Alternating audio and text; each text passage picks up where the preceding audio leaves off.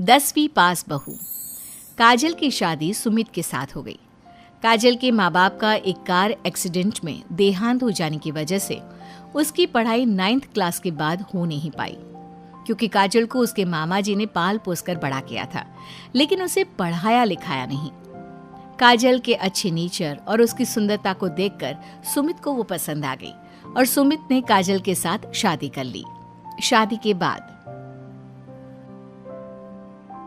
हमारी बहू भले ही कम पढ़ी लिखी है, लेकिन लाखों में एक है। सही कहती हो। पड़ोस वाले शर्मा जी अपनी बहू से बड़े परेशान हैं। उनकी कोई बात ही नहीं सुनती। अरे लेकिन हमारी काजल, वो तो हमारा खूब कहा मानती है और घर का काम भी कितने अच्छे से करती है। सही कहती है मम्मी। पहले मुझे भी लगता था आजकल के जमाने में सिर्फ 9th क्लास पास लड़की कुछ अजीब लगता है, लेकिन घर उसने कितने अच्छे से संभाल लिया है। अब बेटा, पढ़ाई तो वो अपनी परिस्थितियों की वजह से नहीं कर पाई, लेकिन बाकी काम तो अच्छा ही करती है। अच्छा मम्मी, शाम को मेरे ऑफिस के दोस्त और उसकी वाइफ घर पर आ रहे हैं काजल से मिलने के लिए। अरे ये तो बहुत अच्छी बात है बेटा, लेकर आओ तुम्हारे दोस्तों को। शाम के वक्त काजल, ये मेरा दोस्त अजय है और ये उसकी पत्नी Sonali. Hello Kajal, how are you? Are you working somewhere? माफ करना जी, मैं आपकी बात समझ नहीं पाई। आई एम सॉरी, मैं बस ये पूछना चाह रही थी कि क्या तुम कहीं पर जॉब करती हो या हाउसवाइफ हो? जॉब? आपका मतलब नौकरी ना, लेकिन वो मैं कैसे कर सकती हूँ? ये तुम्हारी वाइफ क्या कह रही है? क्या तुम अपनी वाइफ को जॉब नहीं करवाना चाहते? अरे नहीं नहीं दोस्त, वो बात नहीं है। एक्चुअली काजल सिर्फ 9th पास है ना, इसलिए। Oh my God! Are you serious? Sumit आजकल के जमाने में और सिर्फ 9th पास? आजकल तो गांव की लड़कियां भी कॉलेज की पढ़ाई पूरी करती है। काजल, क्यों पढ़ाई नहीं की तुमने? बस मेरे सामने कुछ ऐसी प्रॉब्लम थी जिसकी वजह से मैं पढ़ाई नहीं कर पाई जी। सुमित को अपने दोस्तों के सामने बहुत अजीब लगता है कि सब लोग इतने पढ़े लिखे हैं और उसकी बीवी सिर्फ 9th पास है, लेकिन वो काजल को बहुत पसंद करता था, इसलिए वो काजल से कुछ नहीं कहता। लगता है इनको इनके दोस्त के सामने बहुत अपमान जैसा महसूस हो रहा है। मुझे आगे की पढ़ाई करनी चाहिए, कम से कम 10वीं पास करना तो बहुत ज़रूरी लगता है। अगले दिन, मम्मी जी, मुझे आपसे कुछ ज़रूरी बात करनी थी जी। हाँ हाँ बोलो बेटा, क्या बात है? मम्मी जी, दरअसल मैं ना 10वीं क्लास की पढ़ाई करना चाहती हूँ, 10वीं पास करना चाहती हूँ। लेकिन बेटा, अब घर के इतने सारे काम, जिम्मेदारियों के बीच तुम 10वीं की पढ़ाई कैसे करोगी? पापा जी, मेरा बहुत मन है, प्लीज मना मत करिए ना जी। अरे ठीक है बेटा, जैसे तुम्हारी इच्छा, तुम 10वीं का फॉर्म भर दो।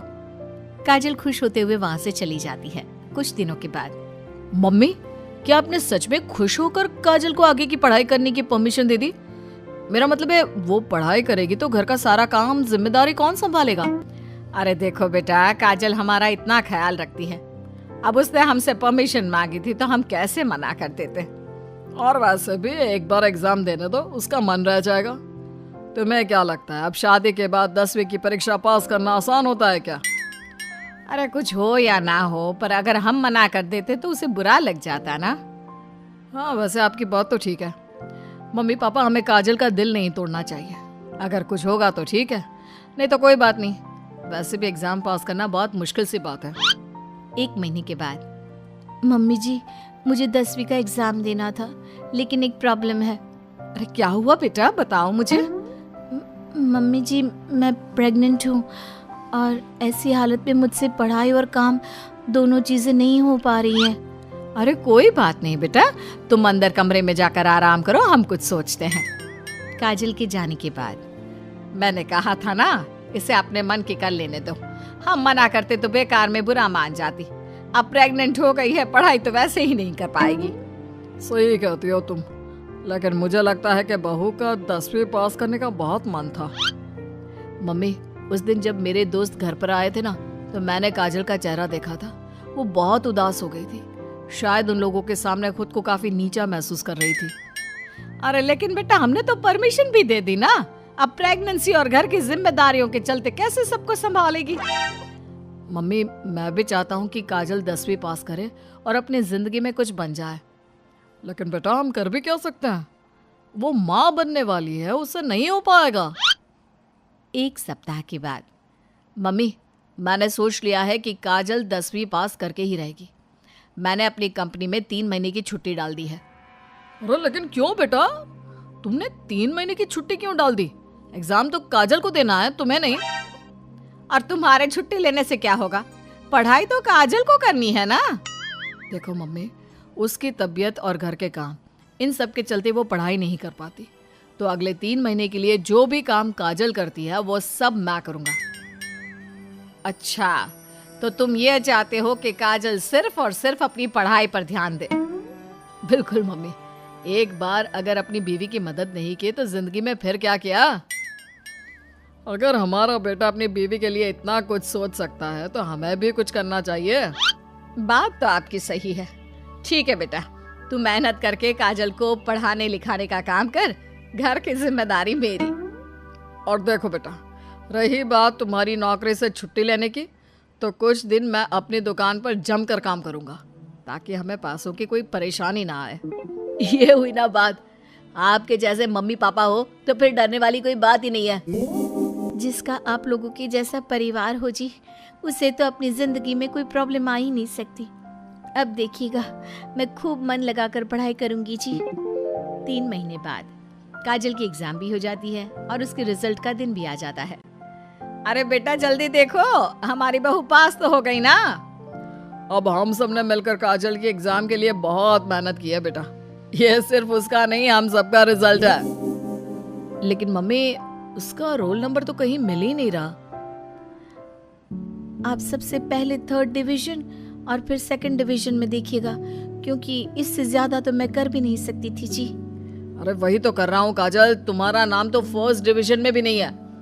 अरे कहीं ऐसा तो नहीं ना कि हमारी बहू 10वीं में फेल हो गई। अरे ये तो बहुत गलत हुआ, हम सब ने तो उसका पूरे मन से साथ दिया था, और मैंने तो 3 महीने के लिए अपनी नौकरी भी छोड़ दी थी। लगता है मेरी किस्मत में पास होना लिखा ही नहीं है जी, मुझे माफ कर दीजिए, मेरी वजह से आप सबको बहुत तकलीफ झेलनी पड़ी जी। तभी अचानक सुमित की नजर टॉप करने वाले स्टूडेंट्स की लिस्ट पर पड़ती है। अरे काजल, तुम्हारा नाम तो मेरिट की लिस्ट में है, देखो यहाँ तुमने चेक ही नहीं किया। क्या बात कर रहे हो बेटा, हमारी बहू का 10वीं के मेरिट लिस्ट में नाम? अरे वाह वाह, ये तो बहुत खुशी की बात है भाई, हम सबकी मेहनत रंग लाई। मेरिट में मैं अकेली नहीं, मम्मी जी, पापा जी, सुमित जी, हम सब आए हैं। और ये आने वाला बच्चा भी, ये भी तो हमारी फैमिली का हिस्सा है। आज मैं बहुत खुश हूँ, मेरी बीवी ने अपना नाम रोशन करके दिखाया है। लेकिन इस सब के पीछे आप लोगों का पूरा सपोर्ट और मेहनत थी जी, अकेले तो मैं कुछ भी नहीं कर पाती। अभी रिजल्ट को आए हुए कुछ ही दिन बीते थे कि काजल के पास एक फोन आता है। आपके मेरिट में आने की वजह से हमारी कंपनी आपको एक जॉब और आगे की पढ़ाई के लिए स्कॉलरशिप देना चाहती है। थैंक यू सो मच जी। इतना कहकर काजल फोन रख देती है और ये बात अपने परिवार वालों को बताती है। अब देखना, मैं सारी दुनिया को बताऊंगा, मेरी बीवी 9th पास नहीं, टॉपर है, टॉपर। और मैं भी सबको कहूंगी कि मेरी बहू सुंदर भी है, घर के काम भी कर लेती है और 10वीं पास भी है, और अब तो उसके हाथ में बढ़िया नौकरी और पैसे भी है।